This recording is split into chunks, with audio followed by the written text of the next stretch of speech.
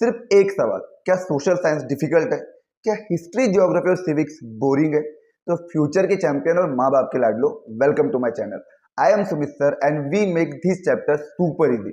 So in this chapter we are covering class 10 social science NCERT, जिसमें civics का chapter number 4 gender, religion and caste को हम पढ़ने वाले हैं। ठीक है, तो सबसे पहले हम देखेंगे जेंडर, रिलीजन एंड कास्ट को। तो जेंडर क्या है, रिलीजन क्या है, कास्ट क्या है, ये हर किसी को पता है कि जेंडर क्या है। हर कोई किसी ना किसी जेंडर से बिलोंग करता है। ठीक है, कुछ एक्सेप्शन भी होते हैं। जेंडर, रिलीजन एंड कास्ट, तो इस चैप्टर में हम वही देखने वाले हैं कि जेंडर में जब जेंडर के इश्यूज को जब हम पॉलिटिक्स में एक्सप्रेस करेंगे, जेंडर के इश्यूज को पॉलिटिक्स में एक्सप्रेस करेंगे तो क्या होगा, रिलीजन के इश्यूज को पॉलिटिक्स में एक्सप्रेस करेंगे तो क्या होगा, और कास्ट के इश्यूज को पॉलिटिक्स में एक्सप्रेस करेंगे तो क्या होगा। तो जेंडर, रिलीजन एंड कास्ट, इस पूरे इन तीनों टॉपिक को डिटेल में एक एक करके इस पूरे वीडियो में हम देखने वाले हैं। अगर कोई भी अगर आपको डाउट हो तो आप कमेंट में अपना डाउट पूछ सकते हो। ठीक है, तो ये जो आपको नोट्स दिख रहे हैं, ये नोट्स बेसिकली जो एनसीईआरटी है, एनसीईआरटी को ही मैंने समराइज वे में, प्रॉपर शॉर्ट वे में इस तरीके से अपने नोट्स में समराइज करके इसको बनाया हुआ है ताकि आपको पढ़ने में काफी इजी जाए। अगर आप एनसीईआरटी उठा के देखो तो एनसीईआरटी में फर्स्ट पेज से लेकर लास्ट पेज तक ऐसा नोवेल टाइप लिखा हुआ है, नोवेल में जैसे लिखते हैं ना, तो उस तरीके से लिखा हुआ है, तो उसको पढ़ने में काफी डिफिकल्टी जाती है और समझ में थोड़ा थोड़ा आता है, थोड़ा थोड़ा नहीं आता है। इसलिए उसको काफी शॉर्ट फॉर्म में चैप्टर को ब्रेक कर करके और एक टॉपिक बाय टॉपिक हमने इस तरीके से इसको नोट्स के फॉर्म में रखा हुआ है ताकि बच्चों को समझने में और इजी जाएगा। तो इसमें ऐसा कुछ बाहर की चीजें ऐड नहीं की हुई है। अगर कोई बाहर की चीजें मैंने ऐड भी की है तो वो मैं बता दूंगा कि क्या चीजें आपको लिखना है और क्या चीजें आपको नोट करके लिखना है। ठीक है, तो चलिए शुरू करते हैं। तो जेंडर, रिलीजन एंड कास्ट, तो हम सबको पता है कि सर जेंडर के बारे में हम सब पढ़ते, रिलीजन के बारे में हम सब पढ़े, कास्ट के बारे में हम पढ़े कि कैसे सर एक जो जेंडर होता है, सोसाइटी जो होती है, सोसाइटी में एक जेंडर डोमिनेट करता है, एक जेंडर उसके सबऑर्डिनेट में रहता है। ठीक है, तो मेल कई सालों से हमारे सोसाइटी में जो मेल जेंडर है वो डोमिनेट कर रहा था, फीमेल जो है सबऑर्डिनेट में था। रिलीजन की भी अगर मैं बात करूँ तो रिलीजन में जहाँ मेजोरिटी रिलीजन होता है वो कहीं ना कहीं डोमिनेट करने की कोशिश करता है और माइनॉरिटी रिलीजन उसके सबऑर्डिनेट में रहता है। कास्ट की भी अगर मैं बात करूं तो कास्ट में भी अपर कास्ट डोमिनेट करता है और लोअर कास्ट जो होती है वो सब ऑर्डिनेट में रहती है। कैसे कास्ट के इश्यूज को जब मैं पॉलिटिक्स में एक्सप्रेस करूंगा तो लोअर कास्ट की लाइफ एम्पावर हो जाएगी, उनकी लाइफ में अपलिफ्टमेंट आएगा, उन्हें कई सारे अपॉर्चुनिटीज मिलेगी। किस तरीके से रिलीजन के इश्यूज को जब मैं पॉलिटिक्स में एक्सप्रेस करूंगा तो कम्युनलिज्म पॉलिटिक्स देखने को मिलेगी, कम्युनलिज्म की फीलिंग डेवलप होगी और इसी कम्युनलिज्म की फीलिंग को काउंटर करने के लिए सेक्युलरिज्म कितना इंपॉर्टेंट है ये भी इस चीज में हम पढ़ने वाले, इस वीडियो में हम पढ़ने वाले। जेंडर की हम बात पढ़ने वाले कि जेंडर में किस तरीके से जो विमेन है, विमेन का सोसाइटी में क्या स्टेटस है, विमेन का स्टेटस उस टाइम पे कैसा था जब पैट्रियार्कल सोसाइटी थी, और इस विमेन की विमेन एम्पावरमेंट के लिए, विमेन के स्टेटस के लिए, विमेन की बेटर अपॉर्चुनिटी के लिए पॉलिटिक्स में क्या क्या चीजें की जा सकती है, उनको किस तरीके से उनकी लाइफ इंप्रूव की जा सकती है। तो इन सारे चीजों को हम एक एक करके इस पूरे वीडियो में पढ़ने वाले हैं।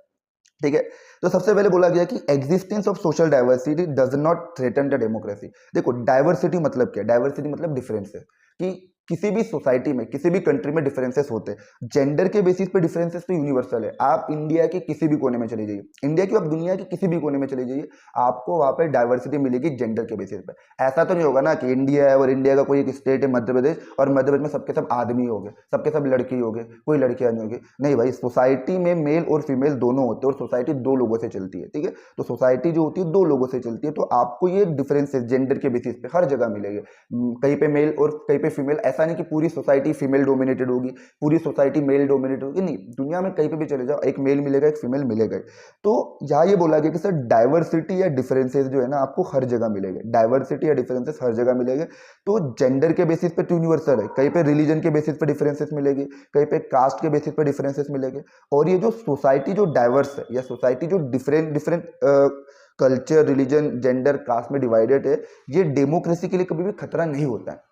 अब ये बात समझो मैं क्या कह रहा हूँ कि पहली लाइन बोला कि social diversity does not threaten the democracy. इसका मतलब है कि अगर कहीं पे डाइवर्सिटी है तो डाइवर्सिटी का मतलब ये नहीं कि वो डेमोक्रेसी के लिए खतरा है, नहीं, वो अगर हम उस डाइवर्सिटी को सेलिब्रेट नहीं कर पा रहे, ये डेमोक्रेसी के लिए खतरा है। ठीक है, तो three kind of social differences that can take the form of social division and inequality. तीन तरह के सोशल डिफरेंसेस की बात की गई है और मैं अभी बता दिया आपको। एक आपका जेंडर के बेसिस पे सोशल डिफरेंसेस, रिलीजन के बेसिस पे और कास्ट के बेसिस पे। तो ये तीन तरह के सोशल डिफरेंसेस की बात की गई है जिसके बेसिस पे सोसाइटी डिवाइडेड होती है, जिसके बेसिस पे इनइक्वालिटी की जाती है। जैसे आप जेंडर के बेसिस पे इनइक्वालिटी की जाएगी, फीमेल होगा तो उसको रिसोर्सेज कम मिलेगी, अपॉर्चुनिटीज इनकम मिलेगी, मेल होगा तो रिसोर्सेज अच्छे मिलेगी, अपॉर्चुनिटी अच्छी होगी, ठीक है, फैमिली भी उसको सपोर्ट करेगी। रिलीजन में मेजोरिटी जो रिलीजन होगा उसको उसका डोमिनेंट होगा, माइनॉरिटी को ऑलवेज निग्लेक्ट किया जाएगा। कास्ट की अगर बात करें तो अपर कास्ट का जो होगा उसकी वैल्यू ज़्यादा रखी जाएगी, उस कास्ट को वैल्यू ज़्यादा दी जाएगी, उस एक स्टेटस रखा जाएगा। लोअर कास्ट को हमेशा डिस्क्रिमिनेट किया जाएगा, एक्सप्लॉइट किया जाएगा। तो ये सोशल डिफरेंसेस और इनइक्वलिटी आपको देखने को मिलेगी, और ये 3 तरह के सोशल डिफरेंसेस देखने को मिलेंगे जो जेंडर, रिलीजन एंड कास्ट के बेसिस पे होंगे। और अब हम ये पढ़ेंगे कि जेंडर, रिलीजन और कास्ट की जो सोशल डिफरेंसेस को जब हम पॉलिटिक्स में एक्सप्रेस करेंगे तो क्या आउटकम निकलेगा, पॉजिटिव आउटकम क्या होगा, नेगेटिव आउटकम क्या होगा, ठीक है। तो जब मैं पॉलिटिक्स में जेंडर के इश्यूज को उठाऊंगा, मेल और फीमेल के इश्यूज को उठाऊंगा, तो उसका आउटकम क्या निकलेगा, पॉजिटिव निकलेगा, नेगेटिव निकलेगा। जब मैं पॉलिटिक्स के इश्यूज को, रिलीजन के इश्यूज को पॉलिटिक्स में उठाऊंगा तो मेजोरिटी और माइनॉरिटी पर क्या असर पड़ेगा। कास्ट के इश्यूज को जब मैं पॉलिटिक्स में उठाऊंगा तो अपर कास्ट और लोअर कास्ट पर क्या असर पड़ेगा। तो ये हम देखने वाले कि सर जब इन सोशल डिफरेंसेस को जेंडर के बेसिस पे, रिलीजन के बेसिस पे और कास्ट के बेसिस पे, इन सोशल डिफरेंसेस को जब मैं पॉलिटिक्स में हाईलाइट करूंगा तो क्या होगा। ठीक है, जेंडर एंड पॉलिटिक्स किसकी बात करते हैं अभी हम, जेंडर एंड पॉलिटिक्स। तो जेंडर डिवीजन मतलब the gender division tends to be understood as a natural and unchangeable. तो जेंडर डिवीजन हमें समझ में आता है कि सर जेंडर डिवीजन नेचुरल और अनचेंजेबल है। अगर आज का मेडिकल साइंस को अगर मैं साइड में कर दूं तो जेंडर डिवीजन हमें ये समझ में आता है कि अनचेंजेबल है। अगर कोई लड़का बन के पैदा हुआ तो वो लड़की नहीं बन सकता, वो लड़की नहीं बन सकता। अगर कोई लड़की बन के पैदा हुआ है तो वो लड़का नहीं बन सकता। तो ये नेचुरल है, अनचेंजेबल। लेकिन मेडिकल साइंस ने आज क्या कर दिया, अगर आप लड़के हो ना तो आपको लड़की भी बना देगा मेडिकल साइंस, कुछ नहीं करना है, मेडिकल साइंस आपको सारी चीज करवा ही देगा, ठीक है। विदाउट स्नैपचैट का फिल्टर यूज किए भी आप लड़के से लड़की बन सकते हो, लड़की से लड़का बन सकते हो। तो ये अनचेंजेबल कैसे हो, मेडिकल साइंस है, मेडिकल साइंस ने कर दिया। लेकिन नेचुरली अनचेंजेबल है कि अगर आप किसी घर में लड़का बन के पैदा हुए हो तो लड़का ही रहोगे, और लड़की बन के पैदा हो गए तो लड़की ही बनोगे। अगर ज़्यादा शौक है तो आप मेडिकल साइंस का यूज़ कर सकते हो।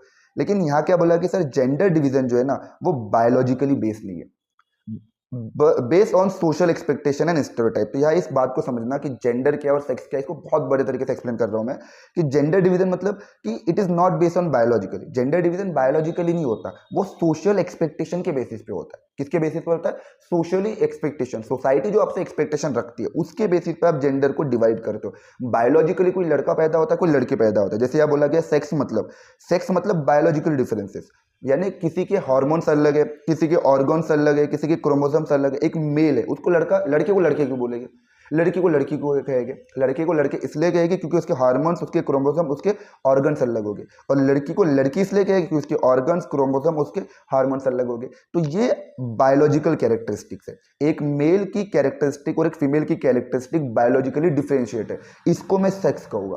जब आपके बायोलॉजिकल कैरेक्टरिस्टिक अलग अलग होते हैं, आपके ऑर्गन्स, क्रोमोसोम्स, हार्मोन्स, ये जब बायोलॉजिकली आपके अलग अलग होते हैं तो इस तरह के कैरेक्टरिस्टिक को अलग अलग बताने के लिए हम सेक्स का यूज करते हैं। किसका यूज करते हैं, सेक्स का। अगर मैं मेल कह रहा हूं तो मेल के क्रोमोसोम, उसके हार्मोन्स, उसके कैरेक्टरिस्टिक बायोलॉजिकली अलग हो गए, फीमेल के बायोलॉजिकली अलग हो गए। जेंडर किसके लिए यूज करेंगे हम, तो जेंडर मतलब जब सोसाइटी आपको अपने सोशली कंस्ट्रक्टेड कैरेक्टर, यानी सोसाइटी जो है ना वो बना रही है आपको कि एक लड़का है तो वो रो नहीं सकता, मर्द को दर्द नहीं होता। ये तो सुना होगा आप, भाई होता है, ऐसा कैसा नहीं होता है, मर्द को भी दर्द होता है। तो सोसाइटी कहती है कि लड़का होगा तो रोएगा नहीं, लड़का होगा तो वो क्यों नहीं रोएगा। अगर आप रोने लग जाओ ना, 4 लड़कों के बीच में अगर एक लड़का रोने लग जाए ना, उसको यह है कि क्या लड़की जैसे रो रहा है। तो यहाँ पे बोला जाता है एक लड़की अगर मान के जोर जोर से हंसने लग गई तो उसको सोसाइटी जज करने लग जाएगी, देखो देखो कैसी हंस रही है, उसको शर्म भी नहीं आ रही, पब्लिक में इस तरीके से हंसती है क्या, देखो कैसी चलती है, उसके बाल देखो छोटे छोटे बाल है। तो सोसाइटी, क्योंकि उनका सेक्स अलग है, उनके क्रोमोसोम्स अलग है, तो उस सोसाइटी की रिस्पॉन्सिबिलिटी दे रही, सोसाइटी के अलग नॉर्म्स बना रही, रूल्स बना रही कि नहीं जो मैन होगा, मैन अलग तरीके से चलेगा, मैन अलग तरीके से रहेगा, मैन अलग तरीके से पहनेगा, मैन की हेयर स्टाइल अलग होगी, फीमेल की हेयर स्टाइल अलग होगी, फीमेल का चलना अलग होगा, उसका बात करने का तरीका अलग होगा, उसके खेलने के तरीके अलग होंगे, ठीक है। तो थोड़ा साउंड को इग्नोर कर सकते हैं। तो फीमेल जो होगी, फीमेल की अगर मैं बात करूँ तो फीमेल का क्या है, फीमेल जो फीमेल जब बच्ची, एक छोटी सी बच्ची है, वो अगर पैदा हुई है तो उसको खिलौने क्या मिलेगा, उसको मिलेगा एक डॉल मिलेगी, उस डॉल के साथ उसको खेलना पड़ेगा। घर घर खेलने के लिए वो छोटा सा गैस लेकर आएगी, छोटा सा बर्तन लेकर आएगी। लेकिन लड़के के लिए बैट लेकर आएगी, लड़के के लिए कार लेकर आएगी, लड़के के लिए खेलने की चीजें अलग होगी, उसके लिए गाड़ी वाड़ी होगा। तो हम क्या करें, सोसाइटी अलग अलग कैरेक्टरिस्टिक के बेसिस पे कंस्ट्रक्ट कर रही है। जब सोसाइटी अलग अलग कैरेक्टरिस्टिक के बेसिस पे उनके नॉर्म्स के बेसिस पे, रिस्पॉन्सिबिलिटी के बेसिस पे कंस्ट्रक्ट करती, तो कंस्ट्रक्ट हुए वाले पार्ट को हम जेंडर कहेंगे। क्या कहेंगे? जेंडर। तो जेंडर सोसाइटी कंस्ट्रक्ट करती है नॉर्म्स के बेसिस पे, रूल्स के बेसिस पे और रिस्पॉन्सिबिलिटी बेसिस पे। सेक्स जो होता है वो बायोलॉजिकली अलग अलग होता है। तो आई होप कि आपको समझ में आया होगा करके। अब यहाँ बोला गया कि सर ये जो है sexual division of labour, sex के बेसिस पे, जेंडर के बेसिस पे लेबर को किस तरीके से डिवाइड किया गया, पब्लिक और प्राइवेट डिवीजन की बात करते तो हम सबको पता है, हम सोसाइटी, हमारी ओल्ड थिंकिंग वाली जो सोसाइटी थी आज से 150-200 साल पहले, हमें सब पता है कि ये माना जाता है, इट इज बिलीव दैट कि विमेन जो है ना, उसकी मेन रिस्पॉन्सिबिलिटी क्या है, एक औरत की मेन रिस्पॉन्सिबिलिटी क्या है, उसको घर के काम संभालना। कि अगर तुम औरत हो तो तुम क्या करोगी, तुम खाना बनाओगी, तुम्हें खाना बनाना आना चाहिए, तुम बर्तन साफ करोगी, तुम कपड़े साफ करोगी, तुम बच्चों को, देखो बच्चे तो भैया दोनों लोगों ने किए, ठीक है, मतलब दोनों लोगों का एफर्ट था उसमें, लेकिन जो बच्चों को पालने की जब बात आएगी तो बच्चों को पालेगा कौन? बच्चों को पालेगी सिर्फ औरत। क्यों? कि सोसाइटी ऐसी मानती है, बिलीव किया जाता है, माना जाता है कि मेन रिस्पॉन्सिबिलिटी ऑफ विमेन की जो मेन रिस्पॉन्सिबिलिटी है वो घर का काम संभालना है। क्या करना है? घर का काम। तो एक औरत है तो औरत की जो मेन जिम्मेदारी वो घर का काम संभालना है, बच्चों को पालना है। विमेन डू और वर्क इनसाइड द होम, और औरत घर के अंदर के सारे काम करेगी, आदमी नहीं करेगा, औरत करेगी, ठीक है। औरत को करना पड़ेगा, खाना बनाना हो, कपड़े धोना हो, साफ सफाई करना हो, टेलरिंग करना हो, या फिर बच्चों को पालना हो, ये सारे काम घर के अंदर के। विमेन डू और वर्क इनसाइड द होम, तो घर के अंदर के सारे काम औरत करेगी। घर के बाहर का, man do all the work outside the home, तो घर के बाहर के जितने भी काम होंगे वो मैन करेगा। ऐसा सोसाइटी मानती है। सोसाइटी मानती कि नहीं, जो सेक्सुअल डिवीजन है लेबर को उन्होंने सेक्स के बेसिस पे डिवाइड करके रखा है। मैन है तो मैन घर के आउटसाइड वर्क करेगा, और अगर कोई फीमेल है तो फीमेल जो होगी वो घर के इनसाइड वर्क करेगी, वो घर के बाहर काम नहीं करेगी, ठीक है। अब इमेजिन करो, यही काम, खाना बनाने का अगर काम हो, या फिर अगर बात करूं कपड़े धोने का काम हो, यही काम अगर आदमी करने लग जाए, तो अगर उसको पैसे देना चालू करे तो वो कर लेगा। आप इंडिया में किसी भी रेस्टोरेंट में चले जाइए, आप इंडिया में किसी भी कैफे में चले जाइए, आप इंडिया में किसी भी ढाबा पे चले जाइए, ढाबा, कैफे, रेस्टोरेंट पे काम करने वाले या खाना बनाने वाले लोग होते कौन है? मैन होते। आप धोबी का नाम सुना होगा, जब आप धोबी को कपड़े धोते तो धोबी होता कौन है? धोबी तो एक आदमी होता है। तो ये सारे काम जो है ना, जो औरत घर पे करती है, ये सारे वर्क जो औरत घर पे करती है, इसी काम को करने के लिए जब आदमी को पैसा देने लग जाए वो कर लेगा। आप इमेजिन करो, मैं बताता हूँ कि आप इमेजिन करो, आपका कोई बेस्ट फ्रेंड है, मतलब ऑब्वियसली होगा ही, हर किसी का बेस्ट फ्रेंड होता है, आपका पुरुष मित्र, महिला मित्र, आप सबकी होती है। तो इमेजिन करो कि आपका जो दोस्त, आप अपने किसी दोस्त के घर पे चले गए और आपने देखा कि उसके, आपके दोस्त के घर पे उसके जो पापा है वो कपड़े धो रहे हैं। आप ऑकवर्ड लगने लग जाएगा। क्यों? क्योंकि आपने वो चीजें कभी देखी नहीं। आपको ऐसा पता है कि यार घर में कपड़े तो औरत धोगी, मम्मी होगी, मम्मी कपड़े धोगी, लेकिन आपने अगर घर पे चली गई और आपने देखा पापा अगर कपड़े धो रहे हैं, तो आप कहीं ना कहीं चीजों को जज करने लग जाओगे। लेकिन आप खुद जब कपड़े धोने के लिए कहा जाओगे, धोबी के पास जाओगे, तो धोबी तो आदमी ही होगा। इमेजिन करो जब आप घर पे गए किसी अपने दोस्त के, और वहां जब आपने देखा कि उसके पापा खाना बना रहे, तो आपको थोड़ा अजीब लगेगा। लेकिन जब आप रेस्टोरेंट में जाओगे, कैफे में जाओगे, ऑर्डर देगे, तो ऑर्डर लेने वाला और खाना बनाने वाला बोथ आर मैन, दोनों के दोनों आदमी हो गए। तो यहाँ यही बोला गया कि सर सेम जॉब जो काम औरत करती है, सेम जॉब जो काम औरत करती है, उसी काम को करने के लिए जब मैन को पैसा दिया जाए ना, तो वो काम करते हैं, उसके लिए कोई शर्म नहीं है। लेकिन यही काम जब उन्हें हम ये कहे कि घर के अंदर करो, तो घर के अंदर करने में अपनी डिग्निटी को लो मानते, उन्हें लगता है कि भाई उनकी इंसल्ट हो रही है, या एक आदमी की, एक मर्द की गरिमा कम हो रही है, ठीक है। तो when this job are paid for man, कि जब ये जॉब मैन के लिए पेड किए होते हैं या पैसे देकर उनको करना पड़ता है, तो वो रेडी होती है सब करने के लिए। जैसे मोस्ट ऑफ द होटल्स में आदमी काम करते, ज्यादातर टेलर्स या ज्यादातर कुक्स आदमी ही होते, लेकिन यही काम आदमी घर के अंदर नहीं कर सकते। उन्हें जब इस काम का करने के लिए पैसा मिल जाए तो करेंगे, बाहर करेंगे, घर के अंदर नहीं करेंगे। तो it is not that women do not work outside their work. यहाँ क्या बोला कि ऐसा नहीं कि जो विमेन है वो घर के बाहर का काम नहीं कर सकती, विमेन भी घर के बाहर का काम करती है। गांव वाले एरिया में, विलेज या रूरल वाले एरिया में, गांव में कुएं से पानी लेकर आना हो, या फिर देखो कुएं से पानी लेकर आना हो या नदियों से पानी लेकर आना, पानी का यूज करेगा कौन? हम लोग ही करेंगे, आदमी ही करेंगे। तो ये काम भी औरत ही करते हैं। पानी से खाना बनाना हो, साफ सफाई करना हो, नहाना हो, ये काम भी आदमी का हो, आदमी ही यूज कर रहा है उस चीज को। तो घर के बाहर के सारे काम है ना विलेज वाले एरिया में, वो आदमी ही करते हैं। बट यहाँ बोला गया कि जो छोटे मोटे काम जो हाउसिंग से रिलेटेड है, घर के लिए रिलेटेड है, घर के अंदर के लिए, जैसे खाना बनाना हो, खाना बनाने के लिए क्या चाहिए? आज के समय तो गैस है, स्टोव है, सारी चीजें, लेकिन पहले के टाइम पे खाना किस पे बनता था? आपने चूल्हे पे पतीला रख दिया और खाना बन जाएगा ऑटोमेटिक? नहीं, ऐसा नहीं होगा। खाना बनेगा लकड़ियों से, लकड़ियां जलाकर बनेगा। तो जो जलाने के लिए जो लकड़ियां जंगल से तोड़ के लेकर आना, खेतों से तोड़ कर लेकर आना, खेतों पर काम करना, पानी लेकर आना, गांव में सारा काम कौन करता है? विमेन करती है।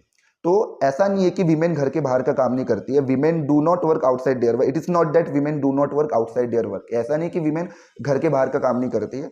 गांव वाले एरिया में कई सारी जो वीमेन है वो भी पानी इकट्ठा करके लेकर आती है, कुएं से या नदियों से पानी लेकर आना, कलेक्ट फ्यूल जलाने के लिए जो लकड़ियां जंगलों से या खेतों से लेकर आना, खेतों में काम करना, तो ये बाहर के घर के बाहर के काम भी गाँव में औरतें करती है। अर्बन एरिया, अगर शहरी एरिया पे बात करें तो poor women work as a domestic helper in middle class home, will middle class women work in offices. तो यहाँ क्या बोला कि जो गरीब घर की जो औरतें होती है, जो ऐसी हाउस होल्ड विमेन जिनकी फाइनेंशियल कंडीशन वीक होती है, तो वो अपनी फाइनेंशियल कंडीशन को चलाने के लिए, तो ऐसी जो विमेन होती है कई मिडिल क्लास घरों में एज ए सर्वेंट की तरह काम करती है, रिच फैमिली के घरों में एज ए सर्वेंट की तरह काम करती है, और ये जो मिडिल क्लास विमेन है वो अपना घर चलाने के लिए ऑफिसेस में काम करती है। तो अर्बन एरिया में भी विमेन जो है ना वो घर के बाहर का काम कर रही है। मिडिल क्लास विमेन ऑफिसेस में काम करती है, और मिडिल क्लास विमेन के घर को चलाने के लिए पुअर क्लास की जो विमेन है वो एज ए डोमेस्टिक हेल्पर की तरह सर्वेंट बन के उनके घरों पे काम करती है। लेकिन उनके वर्क को अभी भी सोसाइटी वैल्यू नहीं करती, उनके वर्क को सोसाइटी अभी भी रिकॉग्नाइज नहीं करती। तो विमेन के वर्क को सोसाइटी आज भी वैल्यू नहीं देती है, और विमेन के वर्क को सोसाइटी आज भी रिकॉग्नाइज नहीं करती है, जिसका रिजल्ट ये देखने को मिलता है as a result of division of labour, women participation in public affair is minimal in society. तो ये जो लेबर जेंडर के बेसिस पे जो लेबर का डिवीजन है या सेक्स के बेसिस पे जो लेबर का डिवीजन है, इसका रिजल्ट ये निकलता है कि विमेन का जो पार्टिसिपेशन है पब्लिक स्पेस में, पब्लिक प्लेसेस में, पब्लिक अफेयर्स में, गवर्नमेंट में हो, गवर्नमेंट के हाईएस्ट पोस्ट पे हो, इलेक्शन में हो, या फिर रिप्रेजेंटेटिव बनने के रेस में हो, तो विमेन का जो पार्टिसिपेशन है पब्लिक अफेयर्स में वो बहुत ही कम दिखाई देता है सोसाइटी में। सोसाइटी में विमेन का पार्टिसिपेशन हमें बहुत कम दिखाई देता है। ठीक है, अगर गांव में एक औरत सरपंच भी बन जाए ना, याद रखना इस चीज को, गांव में अगर एक औरत सरपंच भी बन जाए ना, तो गांव के सारे सरपंच के जो काम है ना औरत नहीं, उसका हस्बैंड देखता है। कहने के आपने पंचायत वेब सीरीज देखी होगी ना, पंचायत वेब सीरीज में वो जो लेडी सरपंच थी तो उनके सारे काम कौन देखता था? प्रधान जी देखते थे। तो वो एक बेस्ट एग्जांपल है जेंडर डिवीजन का। आप सोचिए कि अगर एक औरत को आप सरपंच भी बना दो ना, तो वो खाना ही बना रही है, उसके सारे जो काम होगे ना, रिस्पॉन्सिबिलिटी होगी, ऐसे सरपंच मेरी जो रिस्पॉन्सिबिलिटी होगी वो कौन कर रहा है? वो उसका हस्बैंड ही कर रहा है। तो यहाँ पे ये बोला गया कि सर लेबल के जेंडर के बेसिस पे जो लेबल का डिवीजन है, इसके बेसिस पे विमेन का जो पार्टिसिपेशन है वो पब्लिक अफेयर में बहुत कम था, सोसाइटी में पहले कम था। आज से 150-200 साल पहले अगर इंडियन सोसाइटी को अगर मैं देखूँ ना, तो वहाँ पे विमेन को तो पढ़ाया भी नहीं जाता था। ऐसा माना जाता था कि अगर एक औरत पढ़ लिख ले तो उसके हस्बैंड की डेथ हो जाती थी। इमेजिन करो, मतलब एक औरत पढ़ लिख ले तो उसके हस्बैंड की डेथ हो जाएगी। पता नहीं भाई कैसे क्या डेथ हो जाएगी हस्बैंड की। और ऐसा माना जाता है कि एक औरत अगर पढ़ने जाए तो उसे स्कूल जाना पड़ेगा, कॉलेज जाना पड़ेगा, तो पब्लिक प्लेस से होकर जाएगी, तो सोसाइटी उसे करप्ट कर देगी, बिगड़ जाएगी करके लड़की। ठीक है, तो पहले के टाइम पे only man were allowed to participate in public affair, vote and contest for public office. देखो इस चीज का बेस्ट एग्जांपल अपने नेशनलिज्म इन यूरोप में पढ़ा है। क्या बोला गया है कि सर सबसे पहले मैन ही, पहले के टाइम पे सिर्फ मैन को अलाउ था कि वो पब्लिक अफेयर्स में पार्टिसिपेट कर सकते हैं, वोट दे सकते हैं, या पब्लिक ऑफिसेस में हाई पोस्ट पे रह सकते हैं। जैसे फ्रांस में जब रिवॉल्यूशन हुआ 1791 में जब नेशनल असेंबली बनी, तो नेशनल असेंबली ने एक्टिव सिटीजन को वोट दिया था। किसको वोट दिया था? एक्टिव। और विमेन को पैसिव सिटीजन बना दिया था, और विमेन जो थी उनके पास वोटिंग राइट नहीं था। जर्मनी में, इस फर्स्ट चैप्टर में आपने 10th क्लास में पढ़ा होगा, 1848 में जब जर्मनी में डिमांड की गई थी, फेडरिक विलियम ने फिर उस डिमांड को रिजेक्ट कर दिया, तो वहां पे जो ऑल जर्मन नेशनल असेंबली बनी थी जर्मनी में 1848 में, तो उन्होंने डिमांड की थी कि मैन विद प्रॉपर्टी को वोटिंग राइट होना चाहिए, लेकिन विमेन को उन्होंने भी वोटिंग राइट नहीं मिली थी। तो कई सालों तक कमेंट करके बताइए, एक क्वेश्चन है आपके लिए, सभी के लिए क्वेश्चन है, पहला कंट्री कौन सा था वर्ल्ड का जिसने विमेन को वोटिंग राइट दिया? तो सभी लोग कमेंट बॉक्स में कमेंट करके बताना कि पहला कंट्री कौन सा था वर्ल्ड का जिसने सबसे पहली बार विमेन को राइट टू वोट दिया। ठीक है, तो हम ये पढ़े कि सर पहले के टाइम पीरियड में सिर्फ और सिर्फ मैन के पास ये राइट था कि वो पब्लिक अफेयर्स में, पोस्ट में, गवर्नमेंट पोस्ट पर हो, इलेक्शन में हो, या वोटिंग राइट में राइट टू जिन्हें मिलता था, सिर्फ मैन को ही मिलता था।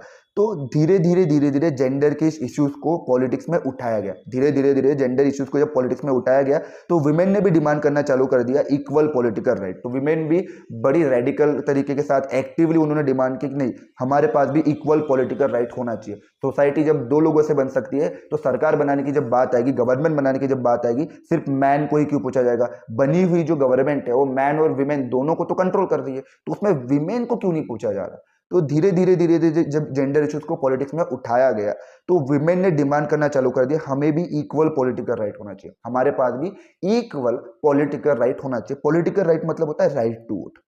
पॉलिटिकल राइट मतलब राइट टू वोट, हमारे पास भी वोटिंग राइट होना चाहिए। क्लियर? अब क्या देखा हमने अभी तक? हमने ये पढ़ा कि सर सेक्स क्या है? सेक्स बायोलॉजिकली कंस्ट्रक्टेड कैरेक्टर का है। सेक्स बायोलॉजिकली कंस्ट्रक्ट है। किसी का मेल का सेक्स, किसी अगर हम सेक्स की बात करें तो सेक्स आपके दो तरह के हो गए, मेल और फीमेल। मेल के बायोलॉजिकली हार्मोन्स अलग हो गए, क्रोमोसोम्स अलग हो गए, ऑर्गन अलग हो गए, और फीमेल के हार्मोन्स, क्रोमोसोम और ऑर्गन अलग हो गए, तो वो सेक्स अलग अलग है, बायोलॉजिकली अलग है। भैया कोई पैदा आदमी होगा, कोई पैदा औरत के रूप में होगा, लड़का होगा या लड़की होगा, क्योंकि उसके बायोलॉजिकली डिफरेंसेस अलग है, कैरेक्टरिस्टिक अलग है। सॉरी, जेंडर जो है सोसाइटी बना रही है। जेंडर क्या है? सोसाइटी बना रही है, ठीक है। सोसाइटी अपनी रूल्स के थ्रू, रिस्पॉन्सिबिलिटी के थ्रू, नॉर्म्स के थ्रू किसी को मेल कंसिडर करे, किसी को फीमेल। अब आदमी है तो उसको आदमी की तरह ही ट्रीट किया जाएगा, औरत है तो उसको औरत की तरह ही ट्रीट किया जाएगा, ठीक है। तो सोसाइटी बना रही है जेंडर। अब ये जेंडर के बेसिस पे, सेक्स के बेसिस पे जो लेबर है, उसके बेसिस पे हमने एक स्टेरियोटाइपिक आइडिया बना के रख दिया कि अगर कोई औरत है तो घर के अंदर का काम करेगी, आदमी है तो घर के बाहर का काम करेगा, ठीक है। धीरे धीरे जब इश्यूज को जब पॉलिटिक्स में उठाया गया तो विमेन ने भी डिमांड की हमारे पास भी इक्वल पॉलिटिकल राइट्स होना चाहिए। क्या होना चाहिए हमारे पास? Equal political rights. तो women in different part of the world, दुनिया के अलग अलग पार्ट से जो विमेन है, उन्होंने ऐसे मूवमेंट को ऑर्गेनाइज किया और स्ट्रांगली उन्होंने डिमांड की किसकी? इक्वल वोटिंग राइट की। किसकी डिमांड की? इक्वल वोटिंग राइट की, ठीक। ठीक है, सॉरी।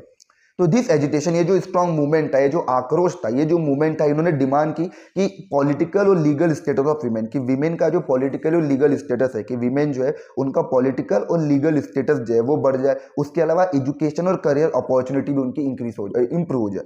तो ये जो मूवमेंट चलाया जा रहा था वीमेन के द्वारा, ये जो मूवमेंट चलाया जा रहा था, इस मूवमेंट में तीन तरह की डिमांड थी। पहली डिमांड उन्होंने बोला कि भैया हमें इक्वल वोटिंग राइट दो। दूसरा, हमारे पॉलिटिकल और लीगल स्टेटस को इन्हांस करो। तीसरा, एजुकेशन और करियर अपॉर्चुनिटी को इंप्रूव करो। ऐसा क्योंकि सिर्फ आदमी पढ़ सकता है।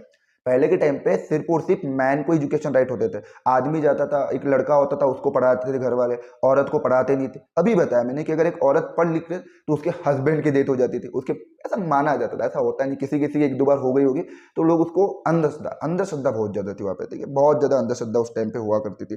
तो एजुकेशन और करियर अपॉर्चुनिटी को इंप्रूव करने की बात की। क्यों ऐसा? देखो क्या होता है ना, पहले अगर आप मान के चलो आपके घर में कोई पढ़ लिख लिया, एक औरत, एक लड़की आपके घर में पढ़ लिख ली, लेकिन उसके लिए जॉब थी क्या? क्या वो आर्मी में जा सकती थी? क्या वो आईएएस बन सकती थी? क्या वो आईपीएस बन सकती थी? क्या वो कलेक्टर बन सकती थी, डॉक्टर बन सकती थी, लॉयर? नहीं, इंजीनियर नहीं, ऐसा कुछ नहीं था। सोसाइटी में माना जाए कि बस टीचर जो है ना, टीचर बनेगी। क्या बनेगी? टीचर। कुछ नहीं है, बस एक और लड़की टीचर बनेगी या वो नर्स बनेगी। तो अपॉर्चुनिटी ज्यादा नहीं थी औरत के लिए। अगर वो पढ़ लिख भी ले तो उसके लिए अपॉर्चुनिटी उतनी ज्यादा नहीं थी। तो ऐसा माना जाता है कि एक औरत का काम ही क्या है? एक टीचर बने रहना या फिर एक नर्स बने रहेगा।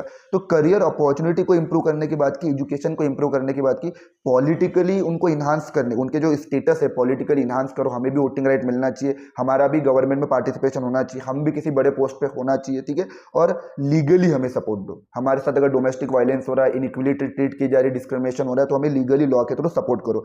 तो ये रेडिकल वीमेन मूवमेंट चलाया गया, मोर एग्रेसिवली रेडिकल मूवमेंट चलाया गया। और इस मूवमेंट का एक ही ऑब्जेक्टिव था, एक ही डिमांड था कि पर्सनल लाइफ में और फैमिली लाइफ में हमें इक्वलिटी दो, पर्सनली और फैमिली लाइफ में हमें इक्वलिटी दो, इक्वल ट्रीट करो। और ये जो मूवमेंट चलाया जा रहा था ना, इस मूवमेंट को कहा गया फेमिनिस्ट मूवमेंट। क्या कहा गया?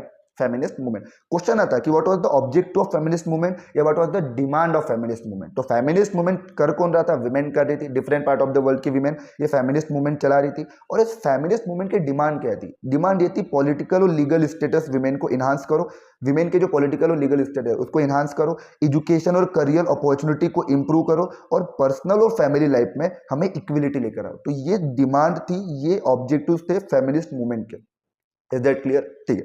तो फेमिनिस्ट, देखो कोई भी अगर आपको कोई डाउट है ना तो आप अपना कमेंट सेक्शन में डाउट कर सकते हो। मैं एक प्रॉपर एक पर्टिकुलर वीडियो बनाऊंगा जिसपे आप सबके डाउट सॉल्व किए जाएंगे, ठीक है। फेमिनिस्ट मूवमेंट हमने पढ़ लिया। अब फेमिनिस्ट वर्क क्या है? फेमिनिज्म अगर मैं बात करूं तो व्हाट इज फेमिनिस्ट? तो क्या बोला गया? अ वीमेन और a man who believe in equal right है। देखो एक चीज याद रखना, जरूरी नहीं है एक औरत का दर्द औरत ही समझे, जरूरी नहीं है एक औरत का दर्द औरत ही समझे। Man can be a voice of women. एक आदमी भी औरत का दर्द समझ सकता है। उस सोसाइटी में जब इंडिया में ब्राह्मण डोमिनेट करते थे, ब्राह्मण डोमिनेटेड सोसाइटी में अगर मैं बात करूं तो ब्राह्मण डोमिनेटेड सोसाइटी में, ब्राह्मण डोमिनेटेड सोसाइटी में गर्ल्स को एजुकेशन नहीं दिया जाता। उस टाइम पे सावित्रीबाई फुले, ज्योतिबा फुले की जो वाइफ थी सावित्रीबाई फुले, इन लोगों ने एक मूवमेंट चलाया था। उन लोगों ने एक मूवमेंट चलाया था कि भाई हम गर्ल्स को एजुकेटेड करेंगे। अब सावित्रीबाई फुले एक लेडीज होकर ये सारी चीजें कर रहे, उनको सपोर्ट कर रहा था उनके हस्बैंड सपोर्ट कर रहे थे। और उस टाइम पीरियड में जब सोसाइटी उनको क्रिटिसाइज करती थी कि आप क्या, अगर आप धर्म भ्रष्ट कर रहे हो, आप धर्म इसलिए भ्रष्ट कर रहे हो क्योंकि आप औरतों को पढ़ाना लिखाना सिखा रहे हो। तो इमेजिन करो वो अपनी वाइफ के साथ रहकर गर्ल्स को एजुकेटेड करने के लिए कितना बड़ा मूवमेंट, कितना बड़ा एक रिवॉल्यूशन लेकर आ रहे थे।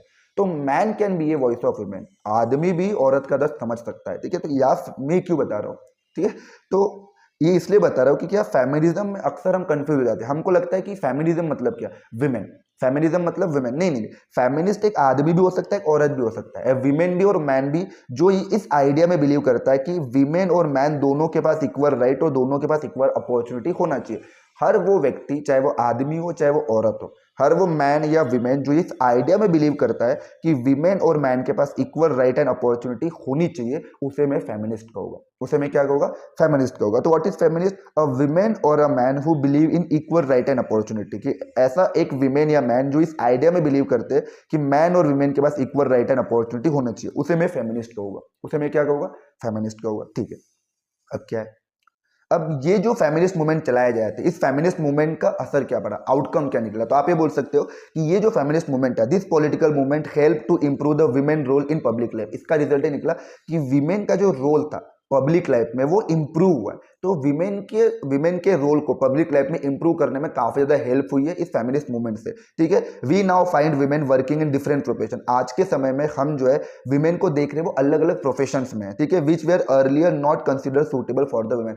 उस प्रोफेशन में जिसको पहले कंसिडर नहीं किया जाता कि सूटेबल है करके। मैंने अभी बताया ना कि पहले ये माना जाता था कि टीचर ही सिर्फ बने, विमेन क्या बनेगी, टीचर बनेगी, विमेन क्या बनेगी, टीचर बन रही है, नर्स बन रही है। लेकिन नहीं, आज विमेन हर पुलिस में भी है, आर्मी में भी है, एयरफोर्स में, प्लेन भी चला लेती है, ठीक है, पायलट भी बन जाती है, एयरफोर्स में भी है, आर्मी में भी है, नेवी में भी मिल जाएगी आपको। आपको हर वो फील्ड, हर वो प्रोफेशन जो पहले ये कंसिडर किया जाता है कि ये विमेन के लिए सूटेबल नहीं है, उन सारे प्रोफेशन में आज आपको विमेन मिल रही है। क्यों, कैसे? तो ये जो फेमिनिस्ट मूवमेंट चलाया गया था, ये जो पॉलिटिकल मूवमेंट चलाया गया था, इसने पब्लिक लाइफ में विमेन के रोल को और ज्यादा इंप्रूव किया है। और इवन ये बोला गया कि जो स्कैंडिनेवियन कंट्री है ना, जैसे स्वीडन, नॉर्वे, फिनलैंड, हाँ ये चीज याद रखना, इसको हाईलाइट कर देना कि सर स्कैंडिनेवियन कंट्री में कौन कौन आता है, स्वीडन, नॉर्वे और फिनलैंड। इन स्कैंडिनेवियन कंट्री में विमेन का पार्टिसिपेशन बहुत ज्यादा है भाई, बहुत ज्यादा है। मतलब the participation of women in public life is very है। मतलब आदमी घर के अंदर रह के बच्चों को दूध वगैरह पिलाते हैं, मतलब बॉटल में भरा हुआ दूध पिलाते हैं, और औरत जो है ना, विमेन जो है वो घर के बाहर का काम करते हैं, ठीक है। तो विमेन घर के बाहर काम कर रही है और आदमी जो है बच्चों को संभाल रहे, बच्चों के साथ खेल रहे। तो घर का सारा काम ये स्कैंडिनेवियन कंट्री में आदमी करते होंगे, और औरत जो घर के बाहर के काम कर रही है। तो स्कैंडिनेवियन कंट्री में डेनमार्क हो गया, स्वीडन, नॉर्वे, यहाँ पे ऐसे कई कंट्री जहाँ का प्राइम मिनिस्टर भी कौन है, प्राइम मिनिस्टर या प्रेसिडेंट भी एक विमेन ही है, विमेन ही प्राइम मिनिस्टर है, विमेन ही प्रेसिडेंट है इन कंट्रियों में, ठीक है।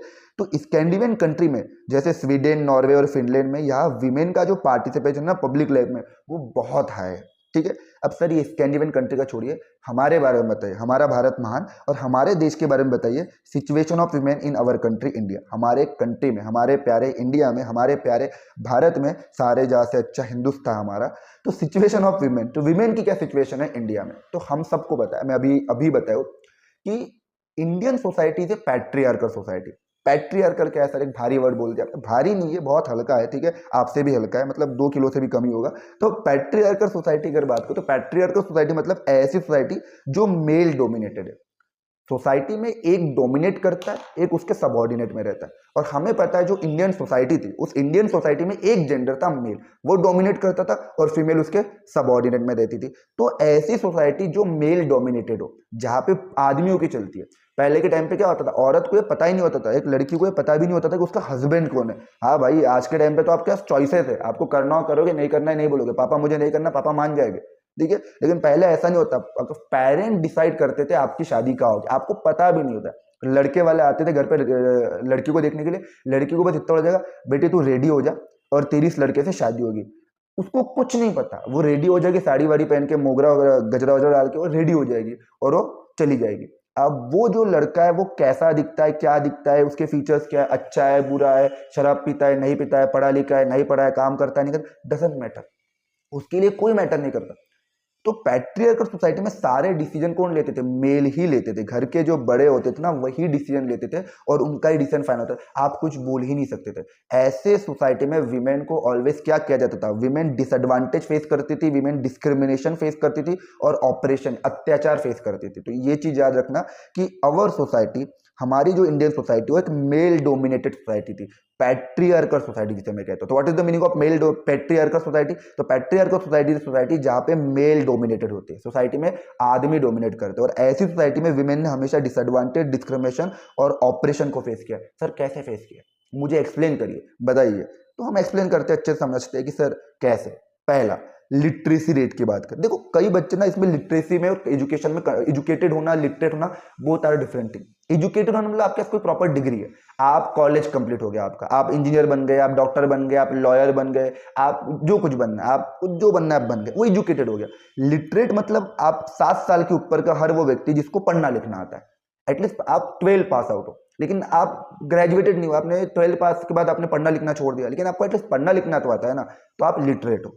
ठीक है, तो 7 साल के ऊपर के हर वो व्यक्ति जिसे एटलीस्ट पढ़ना लिखना आता है किसी एक भाषा में, उसे किसी एक लैंग्वेज में पढ़ना लिखना आता है, उसे हमें लिटरेट कहूंगा। तो ये जो लिटरेसी रेट है ना विमेन में, वो सिर्फ 54% है। कितना?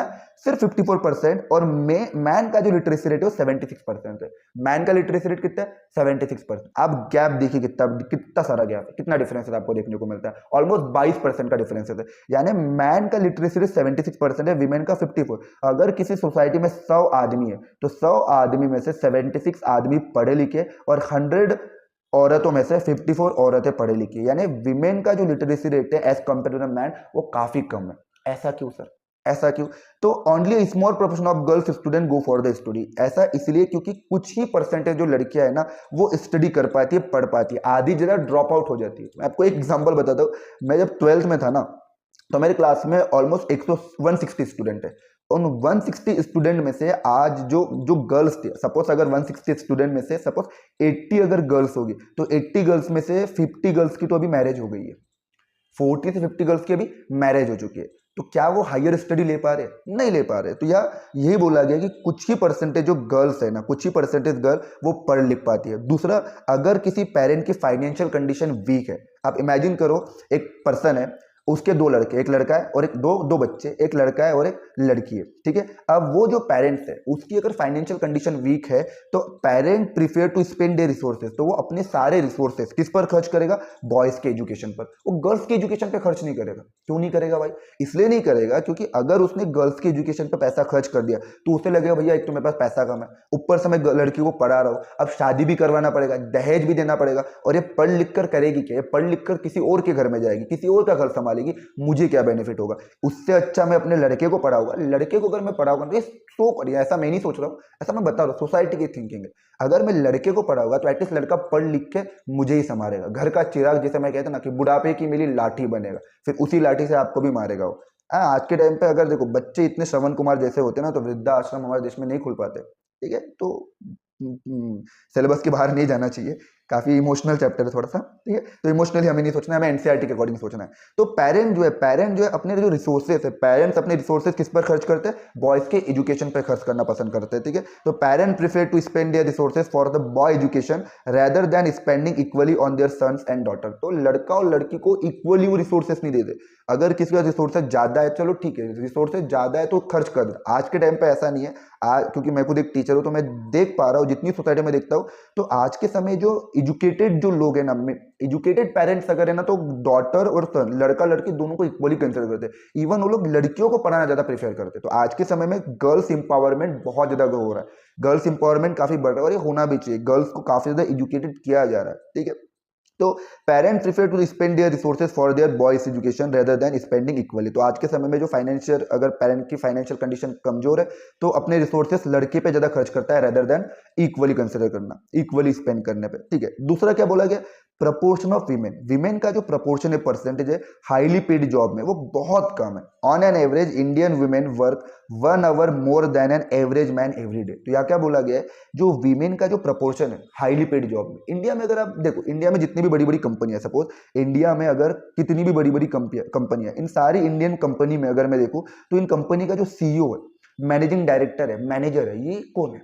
टाटा हो गया, रिलायंस हो गया, अडानी, अंबानी, या जितनी भी बड़ी बड़ी कंपनियां उठा लो, इन सारी कंपनी का जो सीईओ या हाईली पोस्ट पर कौन मिलेगा आपको? आपको विमेन नहीं मिलेगी, हाईली पोस्ट पर आपको ऑलवेज मैन मिलेगा। तो ये जितनी भी इंडिया की हाईली पेड जॉब है ना, इस हाईली पेड जॉब में विमेन का परसेंटेज, देखो भैया जॉब तब मिलेगी जब आप क्वालिफाइड होगे, आप स्किलफुल होगे, आप एजुकेटेड होगे, और क्वालिफाइड होने के लिए, स्किलफुल होने के लिए आपको पढ़ना पड़ेगा। और गर्ल्स का एजुकेशन तो यार दिख रहा है, उनकी लिटरेसी रेट 54% है, वो ड्रॉप आउट कर जाते हैं, वो स्कूल 12वीं के बाद स्कूल छोड़ देते हैं, और स्कूल जा भी रही तो काफी कम परसेंटेज में जा रही है। जब लड़कियां कम परसेंटेज में स्कूल जा रही है तो ऑब्वियसली हाईली पेड जॉब में उनका परसेंटेज बहुत कम होगा।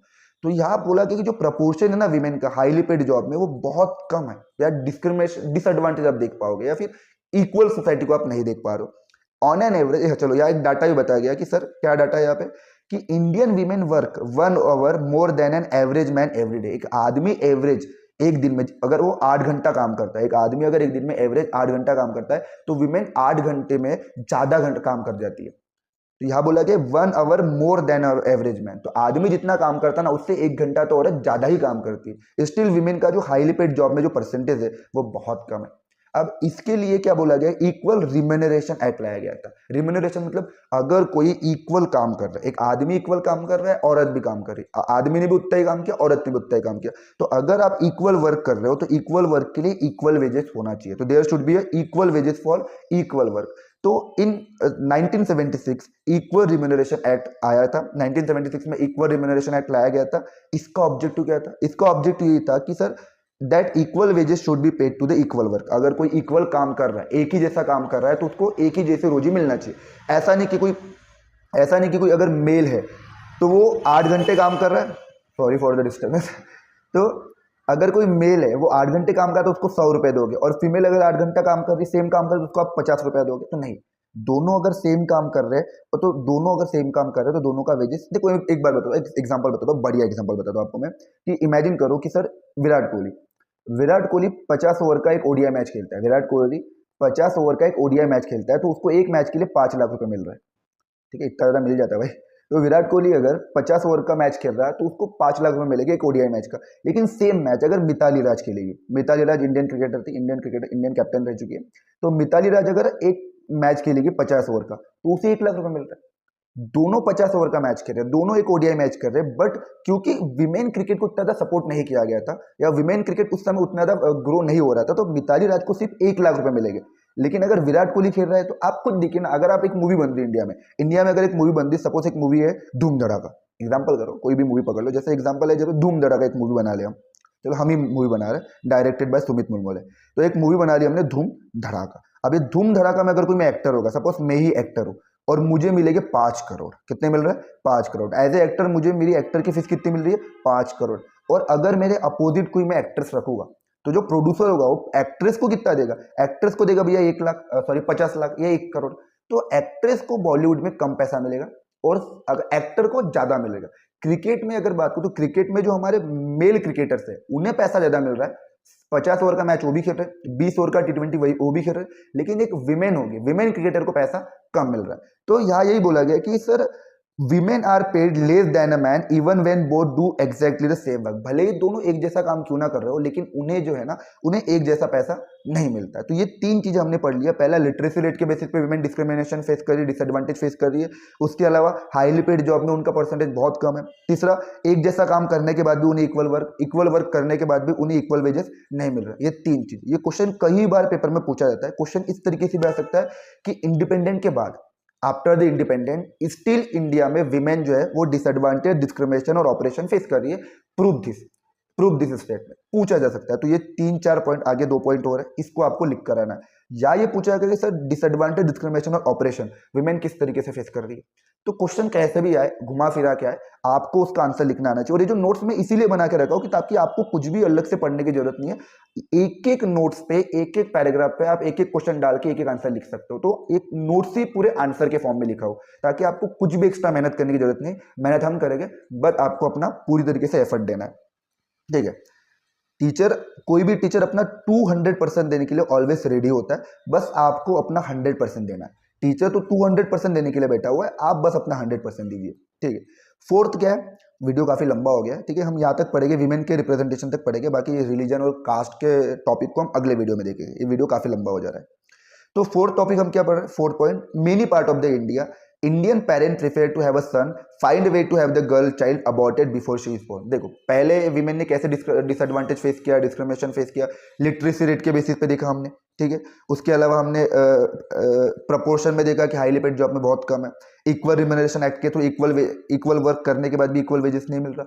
फोर्थ क्या बोला गया है कि सर इंडिया के कई पार्ट में जो पेरेंट्स है ना वो चाहते भैया मेरा लड़का हो, लड़की ना हो। अगर लड़की हुई तो उस चाइल्ड को, गर्ल्स चाइल्ड को मार दिया जाता है, पैदा होने से पहले ही मार दिया जाता है, चाइल्ड का अबॉर्शन कर दिया जाता है, या पैदा होने के बाद उसको मार दिया जाता है। तो क्यों? क्योंकि पेरेंट चाहते हैं भैया लड़का पैदा हो, लड़का होगा तो घर का चिराग होगा, बुढ़ापे की लाठी होगा, और लड़की होगी तो लड़की बोझ बन के रहेगी, उसका खर्चा करना, शादी करवाना पड़ेगा, पढ़ाना पड़ेगा, दहेज देना पड़ेगा। सोसाइटी सो कॉल्ड छोटी मेंटेलिटी के साथ चलती है। अब इस छोटी मेंटेलिटी के साथ चलने वाले लोग क्या करेंगे, गर्ल्स चाइल्ड को अबॉर्ट कर देंगे। और ये जो सेक्स के बेसिस पे जो अबॉर्शन हो रहे, देखो यार सेक्स वर्ड उसके आगे, जेंडर नहीं उसके आगे, क्योंकि सेक्स में क्रोमोसोम की बात होगी, क्रोमोसोम अलग है, ठीक है, क्रोमोसोम हार्मोन सब अलग है। तो सेक्स के बेसिस पे जो अबॉर्शन हो रहे हैं, इस सेक्स के बेसिस पे अबॉर्शन के कारण चाइल्ड सेक्स रेशियो हमारे इंडिया में बहुत कम हो रहा है। और इंडिया का जो चाइल्ड सेक्स रेशियो सिर्फ 919 है। सर चाइल्ड सेक्स रेशियो का मतलब क्या? चाइल्ड सेक्स रेशियो का मतलब नंबर ऑफ गर्ल चिल्ड्रन पर 1000 बॉयज की। सर 1000 लड़कों के रिस्पेक्ट में इंडिया में कितनी लड़कियां, 1000 लड़कों के रिस्पेक्ट में इंडिया में कितनी लड़कियां? तो यह बोला कि जो सेक्स सेलेक्टिव अबॉर्शन है, सेक्स के बेसिस पे जो अबॉर्शन किए जा रहे हैं कि भैया अगर कोई लड़की है, गर्ल्स चाइल्ड हुई है तो उसे अबॉर्ट कर दो, बॉय हुआ है तो उसको सेलिब्रेट करो, लड़का हुआ है तो ढोल नगाड़े के साथ डीजे बजा के आप स्वागत करोगे, ठीक है। लेकिन अगर लड़की हुई है तो उसको अबॉर्ट कर दोगे। तो ये जो सेक्स के बेसिस पे जो अबॉर्शन हो रहा है, ये जो डिस्क्रिमिनेशन हो रहा है गर्ल्स के साथ, जिसके कारण चाइल्ड सेक्स रेशियो है ना इंडिया का, वो सिर्फ 919 है। अब किसी की बुक में कुछ और लिखा हो, किसी की बुक में कुछ, तो डाटा के साथ कंफ्यूजन होता है, डाटा हर साल चेंज होते रहता है। आप चेक कर लेना कि आपकी बुक किस ईयर की प्रिंटेड है, पुरानी होगी तो डाटा बहुत कम होगा, पहले शायद 1914 था, अब 1919 है, ठीक है। तो बढ़ना चाहिए, अच्छा है बढ़ रहा है। तो चाइल्ड सेक्स रेशियो मतलब 1000 लड़कों के रिस्पेक्ट में इंडिया में कितनी गर्ल्स है, ठीक है। अब यहाँ पे आपको दिख रहा है 2011 का, अगर मैं डाटा दिखाऊं तो इसमें ये दिख रहा है कि मध्य प्रदेश में 912 है, यूपी सॉरी हरियाणा और पंजाब, आप हरियाणा पंजाब का डाटा अगर यहाँ दिख रहा है स्क्रीन पे, अगर आप बुक पे भी देख पाओ अच्छे से, तो पंजाब में 846 है, 846। इमेजिन करो 1000 लड़कों के रिस्पेक्ट में 846 लड़कियां सिर्फ पंजाब में। हरियाणा की अगर बात करूं तो हरियाणा में सिर्फ 830 है। तो हरियाणा का जो चाइल्ड सेक्स रेशियो है वो सिर्फ 830 है। पंजाब और हरियाणा में तो बहुत कम है, दिल्ली में 866 है। तो ये ऐसे स्टेट है जहाँ पे जेंडर के बेसिस पे, सॉरी सेक्स के बेसिस पे गर्ल्स चाइल्ड को अबॉर्ट कर दिया जाता है, अबॉर्शन कर दिया जाता है। तो यहाँ पे जो चाइल्ड सेक्स रेशियो है बहुत कम है। अगर मैं बात करूं असम की, अरुणाचल प्रदेश की, मेघालय की, मिजोरम की, छत्तीसगढ़, केरला, तो ऐसे एरिया में जो चाइल्ड सेक्स रेशियो है काफी अच्छा है। यहाँ पे गर्ल्स का जो नंबर है, केरला में 959 है 1000 लड़कों के लिए। उसके अलावा अगर बात करो मेघालय में, वेरी गुड, 970 है, यानी 1000 लड़कों के रिस्पेक्ट में 970 है। मिजोरम में 971 है, 971, 1000 लड़कों के रिस्पेक्ट में 971 लड़कियां, ठीक है। तो चाइल्ड सेक्स रेशियो बढ़ना चाहिए। उसके अलावा देखो सोसाइटी से तो आप कैसे भी बच भी सकते हो, सोसाइटी से आप कैसे भी बच भी सकते हो, लेकिन घर का क्या? तो कई सारी जो विमेन है, they are not safe even within their own home from beating, harassment and other form of domestic violence. तो कई सारी विमेन ऐसी भी है जो अपने खुद के घर में भी सेफ नहीं है, किससे? Beating, harassment and other form of domestic violence. तो कई सारी विमेन डोमेस्टिक वायलेंस को भी फेस कर रही है, डाउरी के लिए, दहेज के लिए। रिसेंटली एक केस था, जहां तक मुझे आता है नोएडा का, तो आप एक औरत को जिंदा जला दिया गया, क्यों? ताकि डाउरी की डिमांड की जाए, दहेज की। एक फादर ने 25 साल पाल पोस के एक बेटी दे दिया, और क्या चाहिए यार। तो फिजिकली अब्यूज करना, फिजिकली मारना, पीटना, टॉर्चर करना, हैरेसमेंट करना, ये सब डोमेस्टिक वायलेंस की कैटेगरी में आता है। तो डोमेस्टिक वायलेंस भी एक तरीके से विमेन फेस कर रही है। तो आप सोचो किस तरीके से इस पैट्रियार्कल सोसाइटी में विमेन डिसएडवांटेज, डिस्क्रिमिनेशन और ऑपरेशन फेस कर रही है। लिटरेसी रेट हमने देख लिया, लो पेड, हाईली पेड जॉब में स्मॉल प्रोपोर्शन देख लिया। उसके अलावा इक्वल काम करने पर इक्वल वेज नहीं मिलना, ये भी देख लिया। सेक्स के बेसिस पे अबॉर्शन हो रहा है, ये भी हमने देख लिया। और डोमेस्टिक वायलेंस, ये चीजें भी हमने देख ली। तो हमने ये 3 चीजें या 5 चीजें हमने पढ़ ली, 4-5 चीजें, और एक 4-5 चीजों को पढ़ के आप एक बहुत बड़ी आंसर लिख सकते हो कि कैसे एक पैट्रियार्कल सोसाइटी में विमेन डिसएडवांटेज, डिस्क्रिमिनेशन और ऑपरेशन फेस कर रही है। अब क्या है कि सर सॉल्यूशन क्या है? सॉल्यूशन वही है कि सर हमें क्या करना पड़ेगा, जेंडर के इश्यूज को पॉलिटिक्स में हाईलाइट करना पड़ेगा। विमेन का पॉलिटिकल रिप्रेजेंटेशन, विमेन का पॉलिटिकल रिप्रेजेंटेशन। तो at issues related to women not get adequate attention. अगर विमेन रिलेटेड इश्यूज, डाउरी के इश्यूज, डोमेस्टिक वायलेंस के इश्यूज, एजुकेशन लिटरेसी रेट से इश्यूज, इक्वल वेजेस के इश्यूज, अगर ये इश्यूज को एडुकेट या सफिशिएंट अटेंशन नहीं मिल रहा है पॉलिटिक्स में, इनके लिए अगर कोई सॉल्यूशन नहीं हो रहा है, तो क्यों ना विमेन खुद पॉलिटिक्स में पार्टिसिपेट कर दे। तो यहाँ बोला गया कि one way to ensure this is to have more women as a elected representative. अगर आप चाहते हो कि विमेन रिलेटेड इश्यूज को सफिशिएंट एडुकेट अटेंशन मिले, अगर आप चाहते हो विमेन रिलेटेड इश्यूज को अटेंशन मिले, तो उसका एक ही तरीका है कि सर ज़्यादा से ज़्यादा विमेन जो है ना वो रिप्रेजेंटेटिव बने, ज़्यादा से ज़्यादा विमेन इलेक्टेड रिप्रेजेंटेटिव बने। ठीक है, तो more women as a elected representative.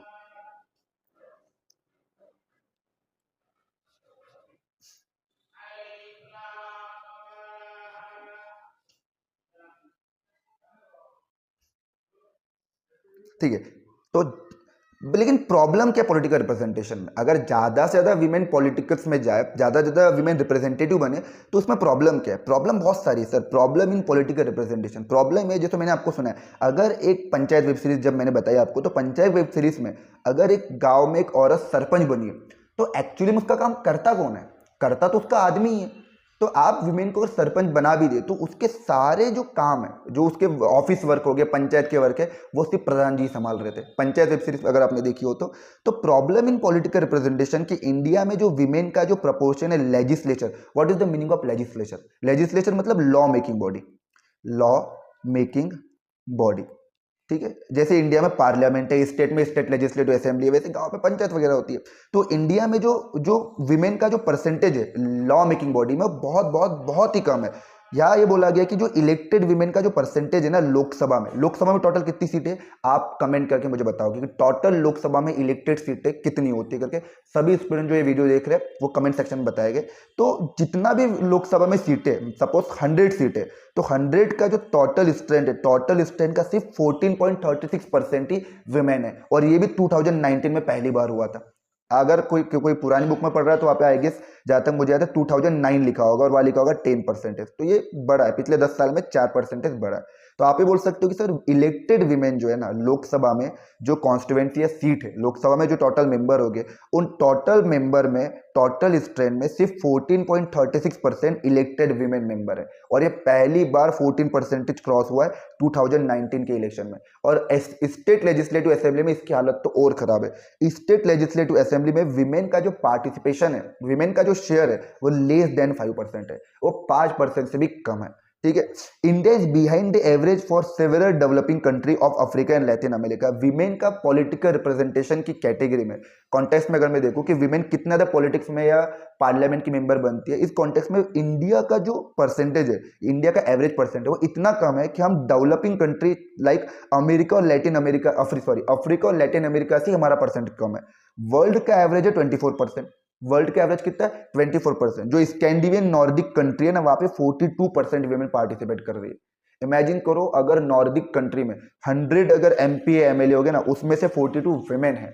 India में बोला गया, इंडिया में 11.8%, कितना है 11। इवन आप सोचो अरब स्टेट जहाँ पे औरतों को बुरके में रखा जाता है, जहाँ विमेन के पास उतनी फ्रीडम नहीं होती, वहां उस अरब स्टेट में विमेन का पॉलिटिक्स में पार्टिसिपेशन, विमेन का रिप्रेजेंटेशन की अगर बात करूँ ना, तो वो कितना है अरब स्टेट में 18.6%।